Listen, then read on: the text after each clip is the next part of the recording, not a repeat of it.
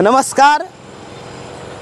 विधानसभा निवडणूक मतदान प्रक्रियेसाठी आता केवळ काही तास शिल्लक राहिलेले आहेत आणि आपण आहोत उदगीर जळकोट विधानसभा मतदारसंघातल्या जळकोट तालुक्यातल्या बेळसांगवी या गावी. या गावातील लोकांचा उदरनिर्वाह जो आहे तो शेतीवर अवलंबून आहे. बाजूला एक मोठी नदी आहे. पाण्याचा प्रवाह म्हणजे पाणी मोठ्या प्रमाणामध्ये या गावामध्ये दिसून येतं आणि आपण या गावातील बुजुर्ग नागरिकांशी चर्चा करणार आहोत की एकंदरीत त्यांच्या काय समस्या आहेत, गावातल्या काय समस्या आहेत, भविष्यामध्ये काय व्हायला पाहिजे यावरती आपण चर्चा करणार आहोत. आपल्यासोबत काही नागरिक आहेत, आपण त्यांच्याशी बोलणार आहोत. मला सांगा काका, विधानसभेच्या निवडणुका लागल्यात, 20 तारखेला मतदान होणार आहे, काही तास शिल्लक आहेत. नेमक्या आता गावातल्या काय समस्या आहेत, शेतकरी म्हणून तुम्हाला काय वाटते? शेतकरी म्हणून काय नाही, बंधारा बॅरेज तयार केले बनसोडे साहेबांनी. इथं पाण्याची व्यवस्था चांगली आहे. साऱ्या 75% शिवार भिजते आमचा पाण्याखाली आहे. तर बनसोडे साहेबाला मतदान करण्याची सारी गावाची असं भावना आहे. मला सांगा आजोबा, मला सांगा, तुम्ही बुजुर्ग आहात, काय व्हायला पाहिजे बुजुर्गासाठी असं तुम्हाला वाटतं? बुजुर्गासाठी व्हायला काय विकास व्हावा बुजुर्गा, जसं शेतकऱ्याला कसे मजुराचे काही बघावं, शेतीमालाचे भाव वाढवून द्यावं, खाता बियाचे भाव हे दुनियाचे वाढले, त्याच्या सबसिड्या GST मध्ये पुरं चाललं. त्याच्यामुळे जर समजा हे जर शिथिल केलं तर शेतकरी सुधारेल, शेतकऱ्याचे फायदे होतील, त्याच्यावर मजूर जगतील. ज्या गावात काम लागलं मजूर पुणे ह्याला जायची गरज लागणार. सरकारनं जर हे केलं खेड्याच्या तर मजूर आज पुणे मुंबई जातात, जायची गरज भासणार.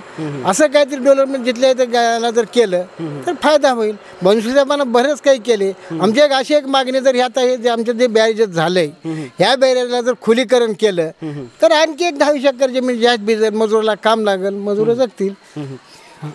एकंदरीत शेतीमालावरचा जो GST आहे तो केंद्र शासनानं रद्द केला पाहिजे. रद्द जर केला तर सामान्य माणूस जगतो. सामान्य माणसाला शेतकऱ्याचे होते. आज खाताला GST आहे, साबणाला GST आहे, साखरला GST आहे आणि कसलाच फायदा नाही. आता गॅसचे भाव फुकट गॅस म्हणून दिले, आज गॅसचे भाव 1200-1100 आहेत. हे जर पहिल्याच्या सारखे जर असते आणि आता गॅस कसं झालंय, हे जर गॅस नसला तर चुलचकच बंद आहे. गॅस आणल्याशिवाय बाई स्वयंपाक करणार गेली. म्हणजे पूर्वी लाकडावरती स्वयंपाक व्हायचा, पण आता अशी परिस्थिती आहे की गॅसशिवाय प्रस्ताव होईना. तर त्यासाठी ह्याची जर भाव मजुराला जर पैसाच भेटण्याचा मजूर आणणार आहे कुठून?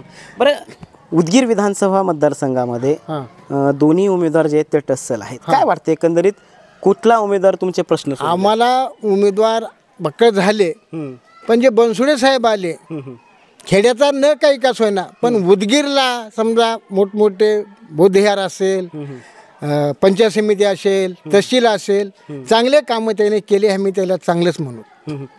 ह्याच्याबद्दल काही दुमत नाही. त्याच्याबद्दल मतदान आम्ही त्यालाच करू. तुमच्या गावातून तिरू नदी जाते का? हा, तिरू नदी काय बॅरेजेस त्यानेच केल्यात. बॅरेजेस 7 बॅरेजेस त्याने केल्यात. आमच्या तिरू नदीवर 7 बॅरेजेस केल्यात आणि चांगले. फक्त आता आमच्या बंधाऱ्याला रुंदी कमी असल्यामुळं हे बॅरेजर जे झालंय पण ते चुकीच्या ठिकाणी झालं आणि त्याला डेव्हलपमेंट झालं. पण ते झालं तर त्याला खुलीकरण जर झाली तरी चांगला फायदा होईल. एवढीच.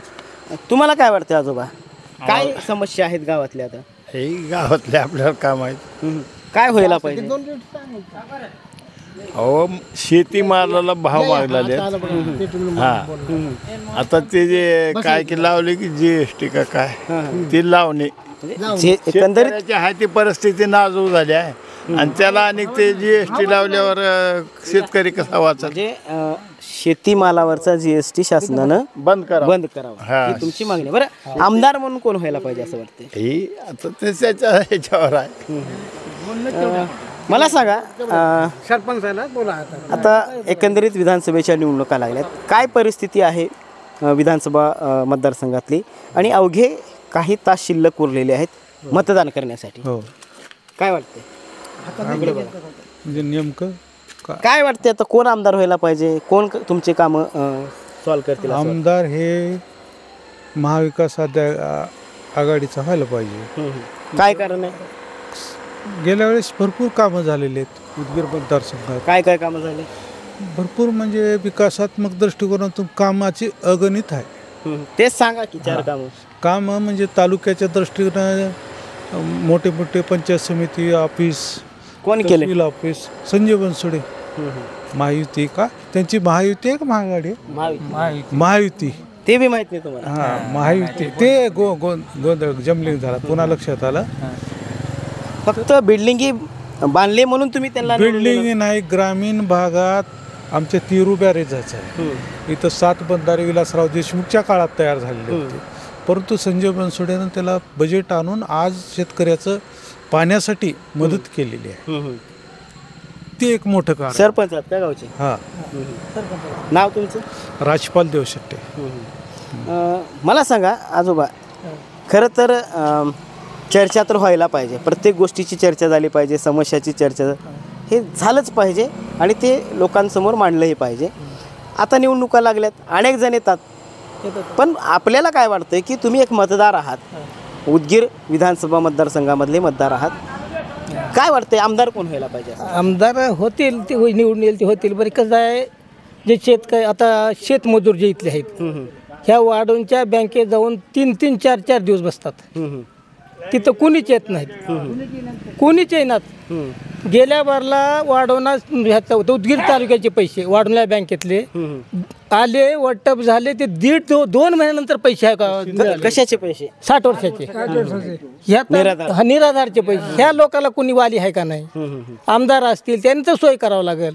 60 वर्षाचे अर्ज मंजूर करायचे, अंजूर 3-3, 4-4 महिने मंजूर होत नाहीत. म्हणजे निराधारांच्या समस्या आहे.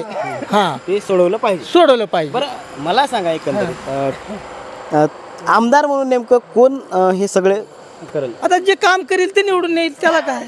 काम करणारा व्यक्ती निवडून येईल. ह्यानं काम केलेत, संजय बनसोडेने काम केलेत असं नाही म्हणायचं नाही, केलेत. पण हे जे नागरिकाचे गरिबाचे जे सोय आहे तहसीलदाराला कोणी सांगत नाही, पण इथल्या मजुराला काम नाही. कसं आहे, त्याने बिल्डिंग बांधले, कामं केले असतील, पण बिल्डिंग बांधताना गरिबाचं काम पोट भरणार आहे का? गरिबाकडे लक्ष देणं महत्वाचं, तहसीलकडे लक्ष तर अजिबात नाही.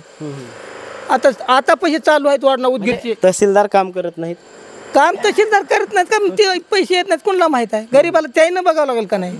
नेता म्हणून, आमदार म्हणून. का तालुक्याचा अध्यक्ष आमदार असतो आणि आमदारनं तहसीलवर लक्ष ठेवायला पाहिजे. कलेक्टर ऑफिसून पैसे आले का, गरीबाला पैसे मिळाले का, ह्या गोष्टी कोणी करायला पाहिजे? आमदार अध्यक्ष आहे, तहसीलचा बॉस आमदार आहे, तहसीलदार तर आहे, पण प्रशासन चालवते वेळेस त्याचं पण लक्ष पाहिजे ना. उगा म्हणजे आता मी आमदार झालो, मी पुन्हा मंत्री झालो, ह्या गोष्टी सोडून ह्याच्या गोरगरिबाकडे लक्ष द्यायला पाहिजे. गोरगरिबाकडे लक्ष दिलं पाहिजे. काय वाटते तुम्हाला, काय वाटते कोण आमदार झाल्यानंतर उदगीर विधानसभा मतदारसंघाचा विकास करेल? मला संजय बनसोडे विकास करतात, एवढं मला शाश्वती. कारण काय त्याचं? कारण त्यांनी फुल कामं केल्या, फुल कामं केल्या त्यांनी. त्याला नाव ठेवायला कुठे जागाच नाही. नाव तुमचं? शिवाजी मारुती कांबळे. बरं मला सांगा, काय परिस्थिती आहे आजोबा आता गावामध्ये? काय वाटते, काय चर्चा आहेत? आमचे पैसे काय नाही, 60 वर्षाचे पैसे आम्ही 10-12 जाऊन आलो तर आमच्या कागदावर नाव नाही गेलेत एक. आणि हे कागद इथून बँकेतून दिलं, तिथं तहसीलला जावा. तहसीलला गेले की ती बाई 7-12 आणा, आधार कार्ड आणा, ते पासबुक आणा, त्याचं झेरॉक्स करा. हे दिल्यावर पैसे इथे येणार, हे पैसे इथं 8 वर्षाला मिळणार. आमचं हेच आहे म्हणणं. शेती किती आहे? हा, शेती आहे जे 1 एकर आम्हाला. 1 एकर. हा, मुलं काय करतात? मुलं असं रोजगार करून खातात. काय करायचं, एक बी नाही गावावर. मी एकर झालेला पुसायचं आहे. हा हा, काय वाटते कोण आमदार होईल वाटते? आता 101% आता सरपंच साहेबांना सांगितल्याप्रमाणे आमच्या इथं बनसोडे साहेबांना कामं फुल केलेली आहेत. मला वाटतंय माझ्या हिशोबानं इथं 40 कोटीचं काम आलेलं आहे आणि ते पूर्ण रस्ते सरपंच साहेबांनी केलेले आहेत सगळं. त्याच्यामुळं आमचा हा जो खेडेगाव आहे, हे आमच्या इथली परिस्थिती, ते 100% आम्ही संजय भाऊला देणार आहोत. तुम्हाला काय वाटतं? आम्ही एवढी गावचे आहोत, आम्ही काही इथले नाही. संजयभाई बनसोडे साहेब चांगले आहेत, पण आमच्या गावचा रोड झालेला नाही आणि आमच्या गावाला साहेब आलेले नाहीत.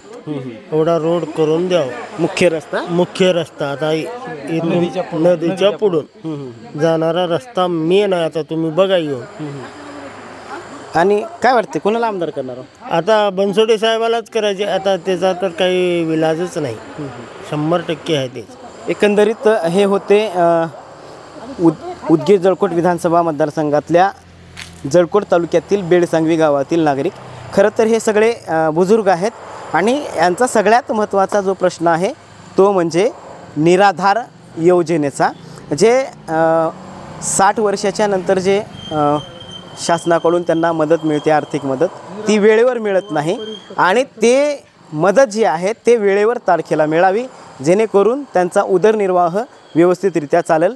याच्यासाठी लोकप्रतिनिधींनं काम करावं अशी त्यांची अपेक्षा आहे. मी बसवेश्वर डावळे आणि माझ्यासोबत माझे सहकारी सुधाकर नाईक, जळकोट, उदगीर, बेळसांगवी.